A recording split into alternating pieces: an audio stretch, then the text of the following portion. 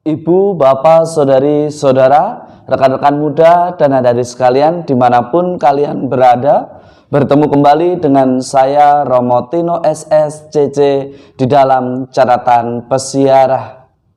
Seringkali kita merasa lelah di dalam beriman karena merasa bahwa apa yang kita harapkan tidak segera terwujud di dalam persiaran hidup kita.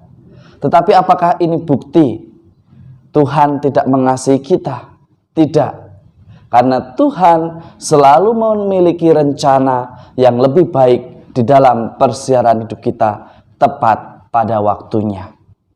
Sebelum kita mendengarkan permenungan dari catatan pesiarah, marilah kita membuat tanda kemenangan Kristus dalam nama Bapa dan Putera dan Roh Kudus. Amin.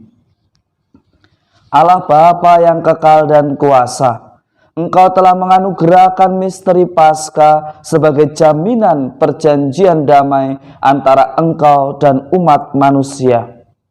Kuatkanlah kiranya hati kami, supaya yang kami rayakan ini kami nyatakan pula dalam perbuatan di dalam persiaran hidup kami. Demi Kristus pengantara kami. Amin. Ibu, bapak, saudari, saudara, rekan-rekan muda, dan adik-adik sekalian yang terkasih, di dalam Kisah Para Rasul pada hari ini menegaskan bahwa keselamatan hanya ada dalam Yesus Kristus. Mengapa demikian? Kita manusia seringkali tidak terbebas atau sulit untuk terbebas dari kuasa kegelapan dan dosa. Oleh karenanya, Guru kita, Tuhan kita, Yesus Kristus, harus menderita sengsara, wafat, dan dibangkitkan pada hari ketiga untuk menebus kita dari kekuasaan dosa, untuk membeli kita kembali, mengambil kita kembali dari kekuasaan dan belenggu dosa. Kita diajak hari ini untuk memaknai kebangkitan Paskah dengan pertobatan. Mungkin ada yang mengatakan lelah jadi orang baik, lelah hidup benar, lelah hidup jujur. Bahkan ada yang lebih senang, lebih baik kamu tidak jujur supaya aku tidak tersakiti. Tetapi juga orang bijak mengatakan, cinta yang sejati ialah ketika kita tersakiti, tetapi kita tetap mencintai dengan kualitas yang sama. Sebagaimana yang dialami oleh Injil Yohanes, dikisahkan para murid yang mengalami kegalauan, yang mengalami kebimbangan. Para murid bingung. Karena apa? Guru yang ia harapkan tidak sesuai dengan apa yang ada di dalam gambaran hidup mereka.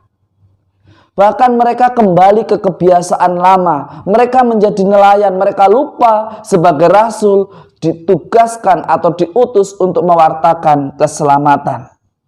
Tetapi Tuhan kita juga bukan Tuhan yang cuek, bukan Tuhan yang tidak perhatian. Ia datang menyapa, mengingatkan mereka akan tugas perutusannya di dalam dunia ini. Jangan kita menjadi lelah untuk berbuat baik dan berbuat benar hanya karena harapan tidak sesuai dengan apa yang kita pikirkan. Karena masa depan mungkin tidak sesuai dengan apa yang kita rancangkan. Jangan takut untuk jujur, karena setiap kesalahan membawa konsekuensi. Tetapi ketika kita tidak berani jujur, maka konsekuensinya akan bertambah semakin berat. Sebenarnya adalah masalah sederhana, tetapi karena kita lupa untuk mengatakan yang sebenarnya menjadi masalah yang luar biasa. Kita diajak untuk mengandalkan dan mengenali Yesus. Jangan kita menjadi pribadi yang paling kuat, merasa paling hebat, nggak perlu Tuhan. Ini sudah dibuktikan dalam hidup para rasul yang dikisahkan di dalam Injil Yohanes. Bahkan mereka kembali lagi menjadi nelayan. Bahkan mereka perlu dikuatkan, perlu pembaruan hidup. Menjadi orang baik, menjadi orang yang mau kreatif, menjadi orang yang selalu mencari solusi, perlu dipupuk semangatnya. Perlu dikuatkan motivasinya. Agar apa? Agar kita tidak mudah luntur hanya karena ejekan, hanya karena hasil yang tidak sesuai dengan harapan.